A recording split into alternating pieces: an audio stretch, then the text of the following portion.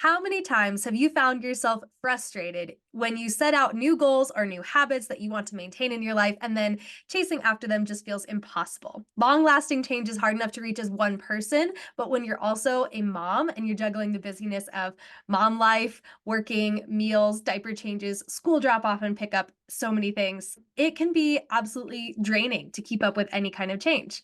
So maybe you've been here before, or you're currently in the struggle now and you're wanting to build new habits, but something keeps holding you back or tripping you up. In today's episode, we are going to tackle this challenge head on and empower you with tangible ways to reinforce the changes that you want to see in your life.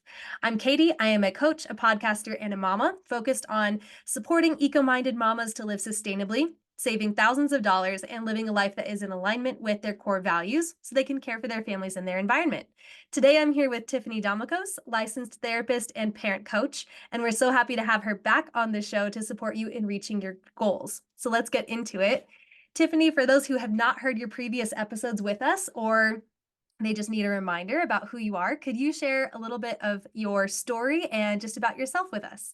Yeah, thanks so much for having me, Katie. I'm so happy to be here again. My name is Tiffany, and I am a licensed therapist and a parent coach.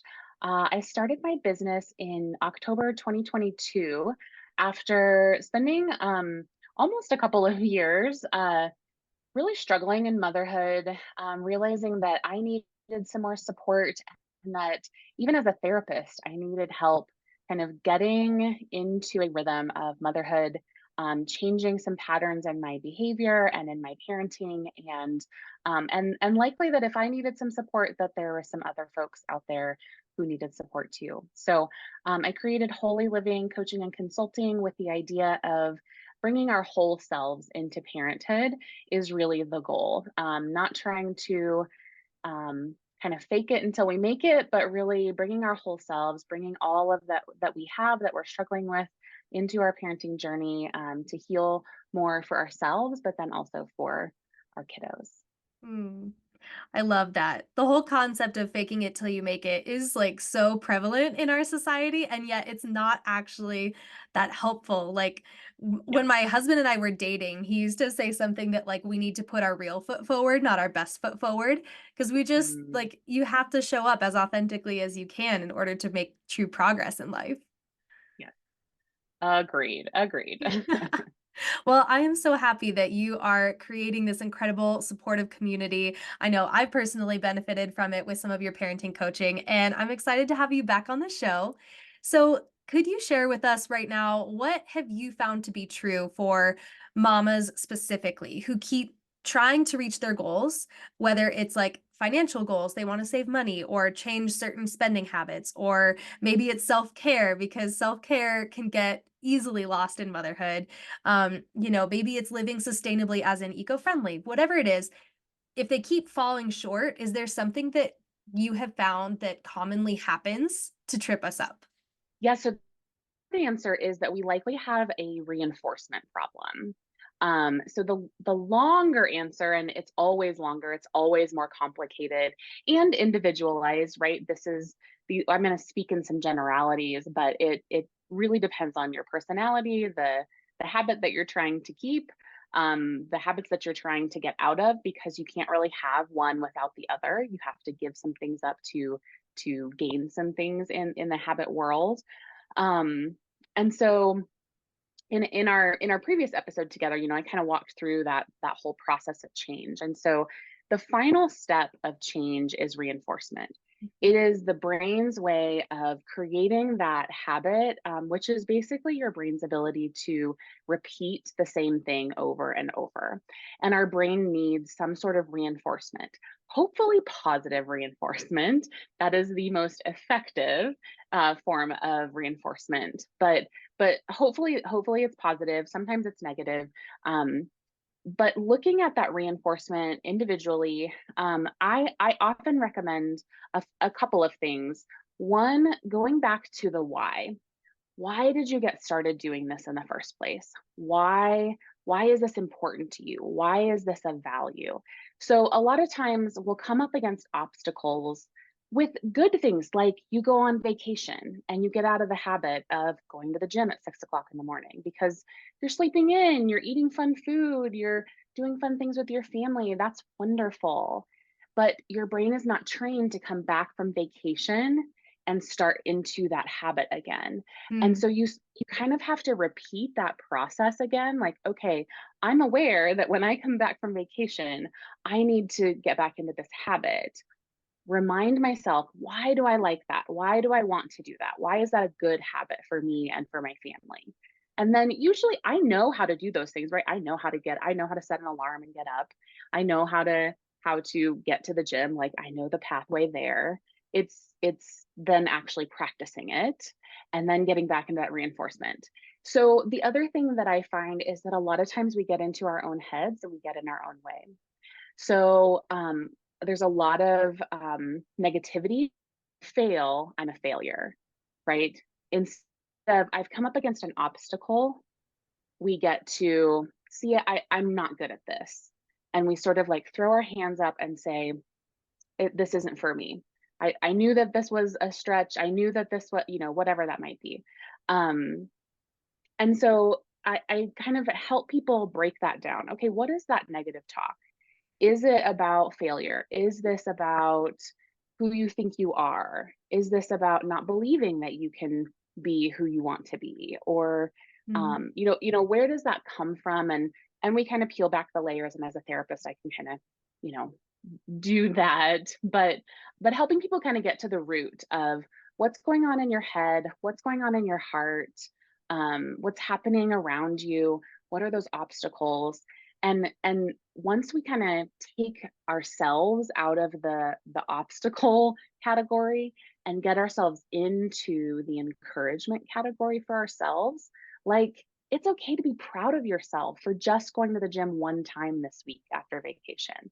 It's okay to be proud of yourself for just doing one new self-care habit this week because you're out of the habit and you're building it again. And so a mhm, lot of times we think like, oh, I've built this habit and now I've fallen out of it, so now I need to give up. Um, rather than I built this habit, I got out of the habit because my brain isn't trained to do the thing after this obstacle. So then we look at, how often are obstacles coming up? Give yourself space to brainstorm. So coaching is really great for that because you kind of have this dedicated space. I imagine that you talk with your clients too about like, what's your obstacle, right? Like mhm, where are you coming up against that wall where you can't quite get past it? And sometimes it's a logistical thing. Sometimes it's like I literally forget to take out the recycling every other week. Like I cannot do that. Okay, great. So let's talk about putting timers on your phone mhm. or asking someone else in your household to do those things because maybe you have too much on your plate and you bit off more than you can chew. So how can we problem solve for that and making space for brainstorming rather than judgment, looking for solutions. Mhm.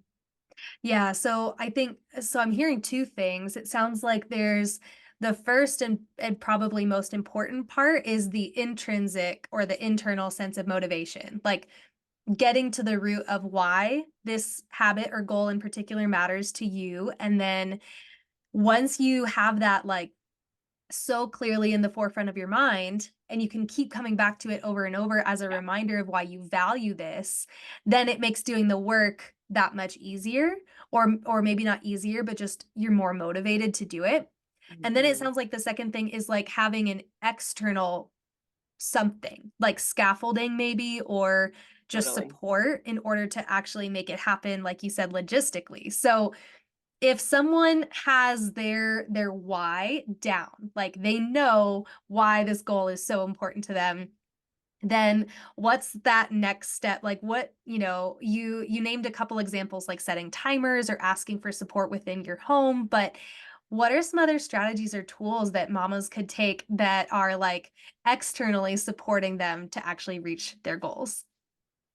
I like to tell my clients to post things around, and I know that is sort of like cliche and maybe a little cheesy, but it in the moments when we are our best selves, we are centered, we are speaking kindly to ourselves, we have our values really clearly in front of us, that is the time to write those things down and post them around your house. Mm. Whatever habit you're trying to make or break, right? Posting things that remind you of that, who you are, remind you of your values, remind you to do the things that you want to do, right? And why.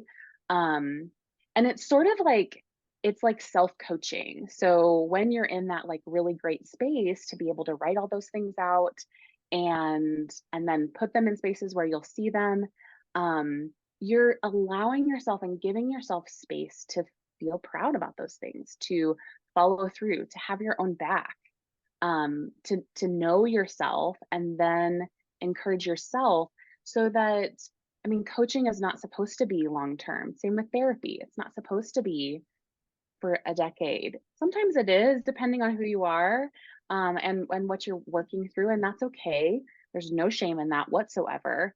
But when we can make our own voice, what is the encouragement? What is the thing that is keeping us going? And it's a lot easier to fall back on that when we get out of the habit or when we're having a hard time. Um, and I think that's much more sustainable over Mhm. time than relying on like, well, Katie told me to do this or Tiffany told me Mhm. to do this thing, right? But like, this is my voice, this is my value that I'm putting out here, and nobody told me to do it. I'm just I'm just kind of having my own back. Mhm. So that's one way. I think getting other people involved, not just in your home, but maybe in your neighborhood.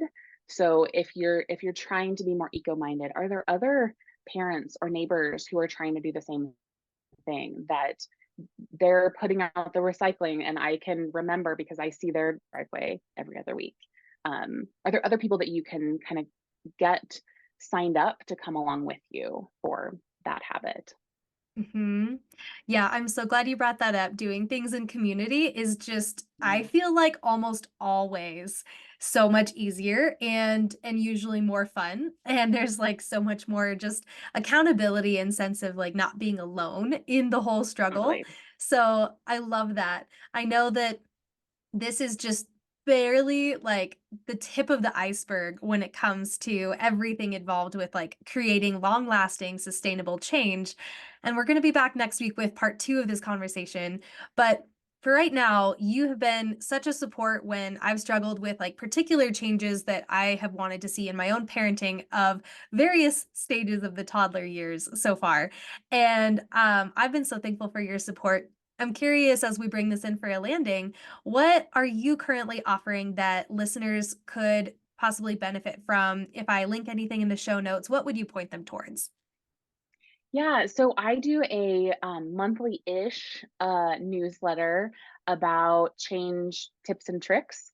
I usually pick kind of one thing to focus on, usually something that has been impacting me during the previous month.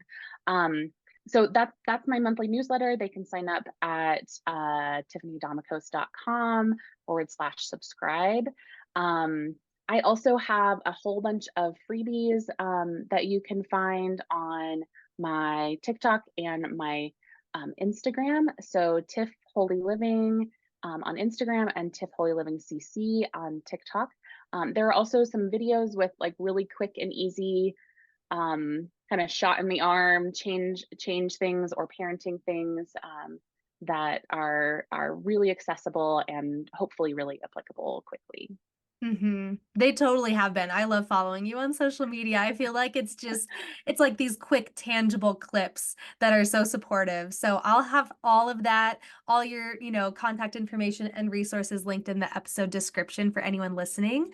And we will be back next week with part 2 of our conversation, focusing on managing mama overwhelm when it comes to, a lot of things, but especially putting these kinds of changes into practice.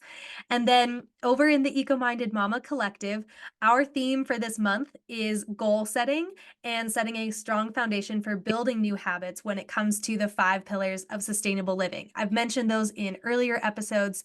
So If you are listening and you are ready to start making real sustainable changes in your life, meaning sustainable long term and for the earth, then this is so much easier to do within community. And I would invite you to go check out our collective of eco-minded mamas, all supporting each other online to reach these goals. You can visit ecomindedmama.com or just click that link in the show notes to learn more and join us while we brainstorm and support each other. We're also going to have the privilege of having Tiffani join us in our community for an even deeper, like personalized Q&A session within that community in April. So at the time of this recording, that's in just a couple weeks, but we will be back for part 2 in this conversation. Thank you, Tiffani. Thank you.